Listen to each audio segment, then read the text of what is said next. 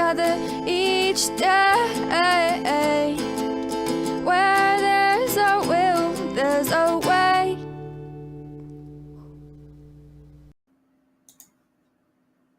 Hello. Welcome to the Daily Trudge. I'm going to put stuff out to everybody. I'm not going to do it more than once a day. So we'll just hang out till some people show up.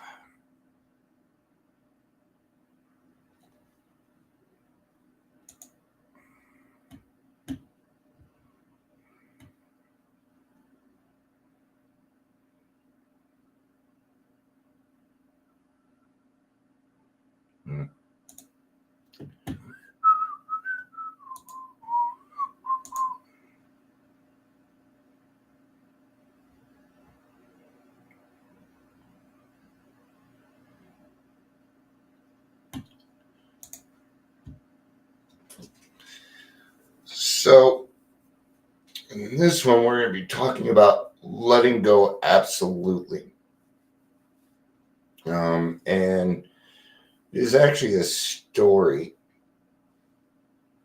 with Bill W. and Dr. Silkworth.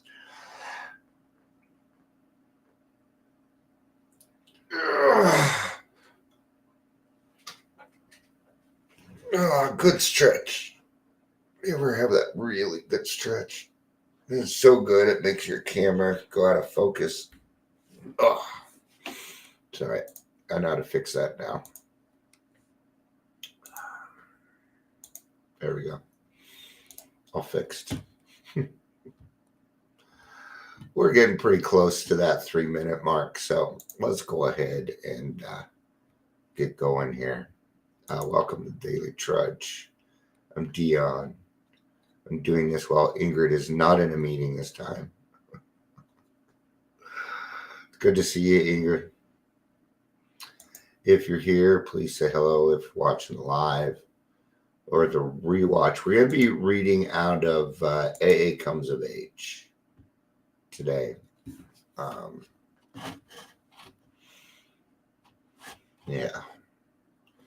Topic. So let's do a little prepping for this. So we know the story that Bill got sober. He went to Dr. Silkworth, said, "Yo, Silkworth dude, do you mind if I talk to your drunks?" And it says in the big book, with some misgivings, we consented. Okay. Now, this didn't go perfectly. There were things to be learned. There was a process. And what I kind of like about this one is it shows that a recovered alcoholic and a professional with a servant's heart can create miracles. Okay. See, Bill needed direction. Bill was not a therapist. Okay. He wasn't a counselor. He wasn't a doctor. Okay. And he too had to learn himself. So let's get started. I am on page 13 in AA Comes of Age. If you have it, if you want to follow along. I've been around a while, so I got like most of those.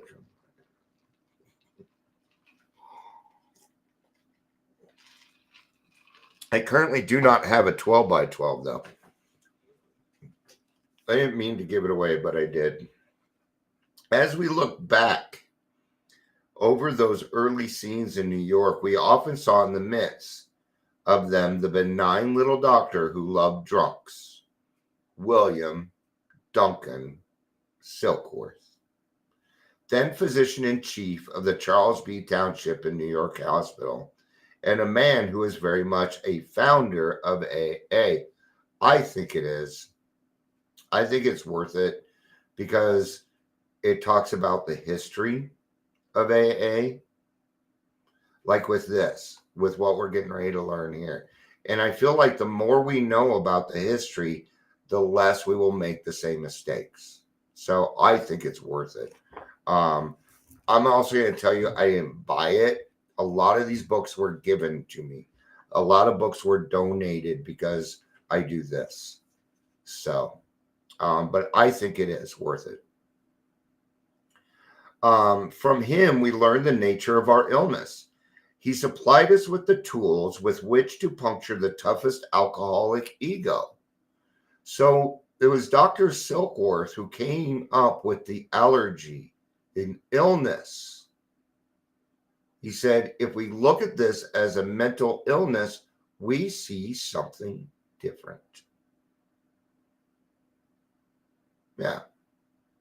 Okay.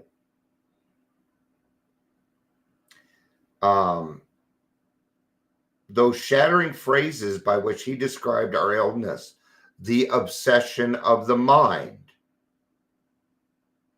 The obsession, Dr. Silkworth. Physical compulsion, Dr. Silkworth. Okay.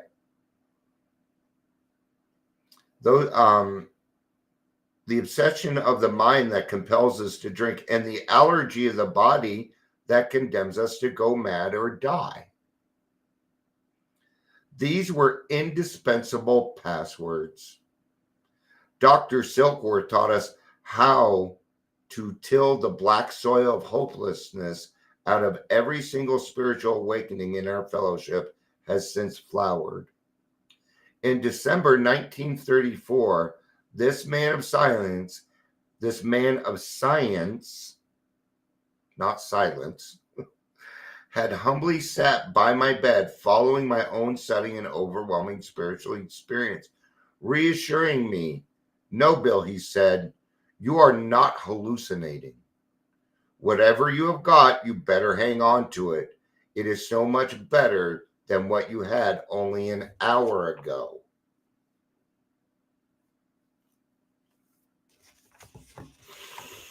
These were great words for the AA to come. Who else could have said them? Right? So I want you to also notice something here. How AA is happening naturally. Naturally. Why? Because it was God's will. So when I see things that are happening and they're not natural, things that are being forced, I won't agree with them. Good evening, Patricia. Almost called you Barbara. So, but see how this happened. I mean, there is no other. If you can go find another group that's like AA with the same kind of background and the types of miracles that happen, I am certainly willing to listen. Okay? But if you don't have proof in the pudding, I call bullshit. And I call bullshit quite often. When I wanted to go to work with alcoholics, Dr. Silkworth led me to them right here in his hospital, and at great risk to his personal reputation. So in the book it says, and we had some misgivings. That's why you're gonna let an alcoholic do your work for you. Ooh. Right?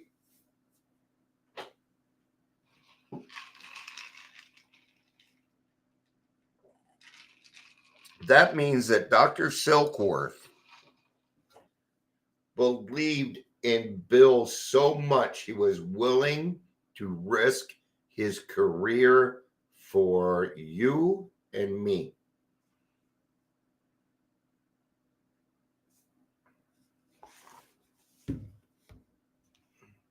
You're welcome. So that worked out. Hi, Barbara.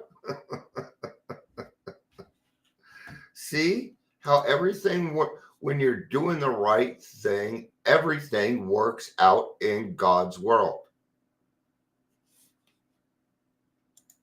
when you're trying to force it, you can get frustrated. After 6 months of failure on my part to dry up any drunks, he again reminded me of Professor William James' observation that truly transforming spiritual experiences are nearly always founded on calamity and collapse, depth and weight, the gift of desperation. I know it sounds bad, but we got to get alcoholics when they're down. If they're just getting ready to drinking, forget it. You ain't gonna get them. Nope. You gotta wait for that morning after hangover when things suck. That's when we get them. You get an alcoholic while things are going good? No. They're just gonna be in denial. Good luck. Okay. Here comes some great stuff. Stop preaching at them, Dr. Silkworth said. Nobody wants to be preached at. Okay. Why did we need the professional? Here again, okay, Bill is not a counselor. He's not a therapist. He doesn't understand passive aggressive assertiveness and all this stuff yet. No, he's preaching. Standing on a soapbox. Part of the problem, right? So it was Dr. Silkworth that really taught us how to do a 12-step call.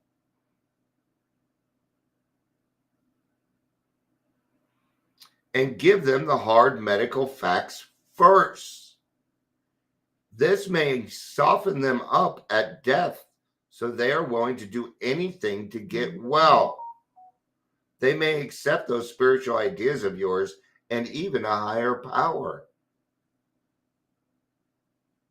See, the doctor knew something we didn't. Hey, Amber. So, there were 55 people at the meeting today. 55. Mondays is getting pretty popular.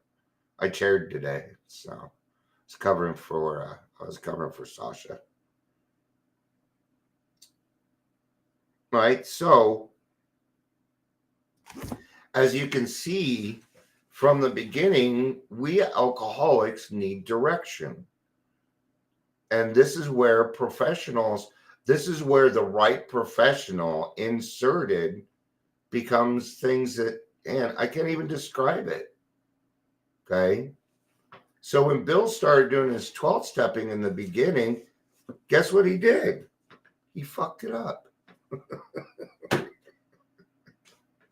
He fucked it up. Right? And then Dr. Silkworth would listen to him. It's all right. No, we can always, plan our plans, but I just figured you had something else going on. Tyler was there. You made it. I see Kayleen now.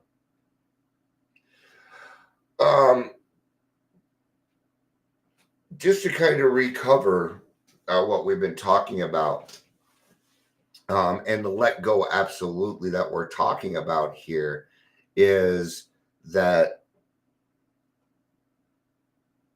Bill had to let go of how he thought this needed to be done. Okay. Bill was a dick. If you go read the original manuscript, he was mean.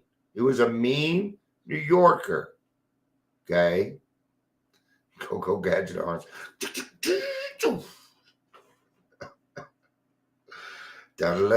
Inspector Gadget.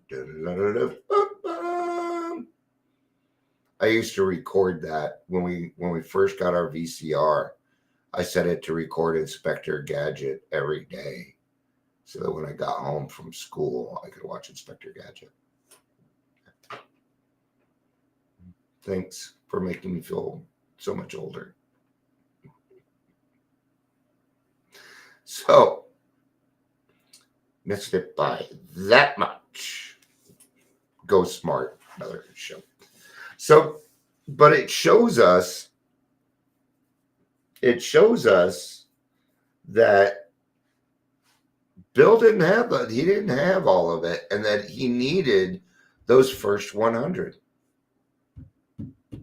so that he could write the book. There's no way Bill could have done it alone. There's no way. Jesus didn't do it alone. Dion, stop it. Okay. I don't know anything about Jesus. I don't know why I'm talking on him. I think my brain was just looking for an example, and that's what it grabbed. Not a very good example for us here, though. Unless you love Jesus, then it's awesome. But we need these varying things. My brain is taking a complete poop, so I'm gonna wrap it up. And I have a phone call to make, so it's actually one of your speakers, Amber. Calling what's his name? I have it written down. David. So thank you everybody for being here. I appreciate it. I love you. Peace out and have a day.